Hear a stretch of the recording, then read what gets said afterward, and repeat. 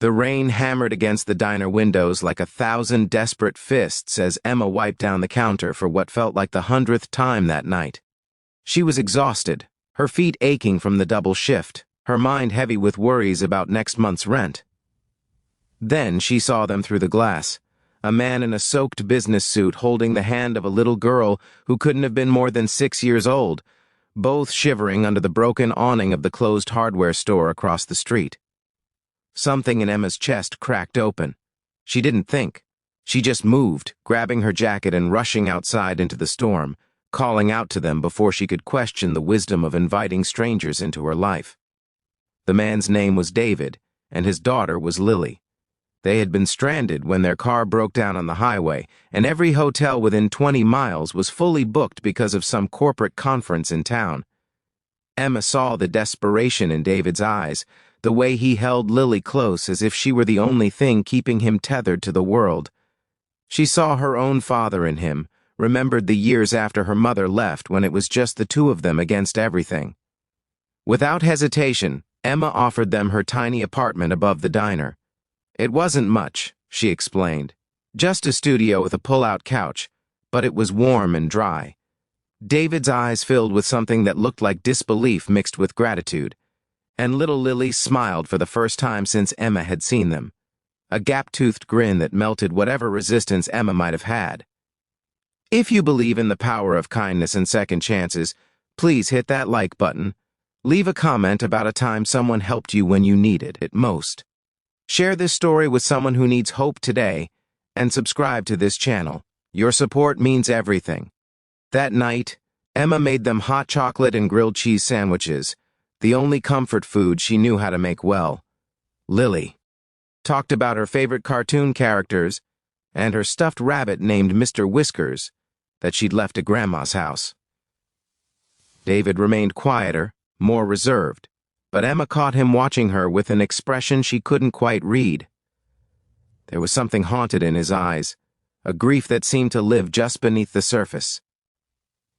Later, after Lily fell asleep on the couch clutching a borrowed teddy bear, David finally opened up. His wife, Lily's mother, had died 2 years ago in a car accident. He had thrown himself into his work to cope, climbing the corporate ladder while his mother took care of Lily. But he had recently taken a new position that required relocating, and he was terrified he was making the wrong choice, putting his career before his daughter's stability. Emma listened without judgment, sharing her own story of struggle, of working 3 jobs to put herself through community college, of the loneliness that came with always being the one who had to be strong. The next morning arrived too quickly. Emma made pancakes shaped like hearts for Lily and strong coffee for David. The tow truck would arrive in an hour, and then they would be gone, back to whatever life they came from. But something had shifted in that small apartment overnight. It wasn't romance, not exactly, though Emma couldn't deny the warmth that spread through her chest when David smiled. It was recognition. 2 people who had been battling their own storms had found unexpected shelter in each other's company. David pressed a business card into Emma's hand before they left, insisting she call if she ever needed anything. She glanced at it briefly, seeing some corporate title she didn't fully register, then tucked it into her apron pocket and hugged Lily goodbye, fighting back tears she didn't understand. Monday morning came with its usual chaos. Emma arrived at Morrison & Associates, the marketing firm where she worked as a junior coordinator, already running late. The entire office buzzed with nervous energy.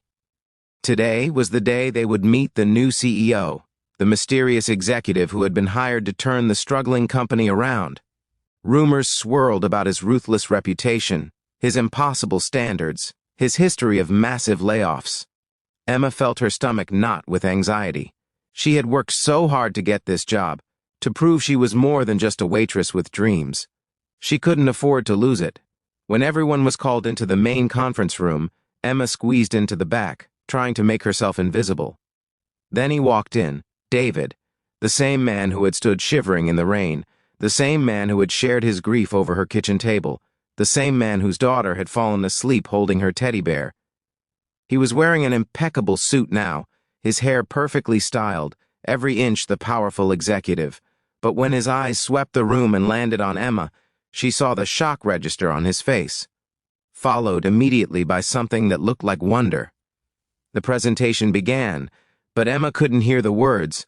Her mind raced with implications and impossibilities. She had given the new CEO of her company a place to sleep. She had made him grilled cheese sandwiches. She had seen him vulnerable and broken and human. After the meeting, David's assistant approached Emma with a message. The CEO wanted to see her in his office. The walk down that hallway felt endless. When she entered, David was standing by the window, his back to her. He turned slowly, and she saw that same gratitude in his eyes from that rainy night. He told her that her kindness had reminded him why he took this job, what really mattered.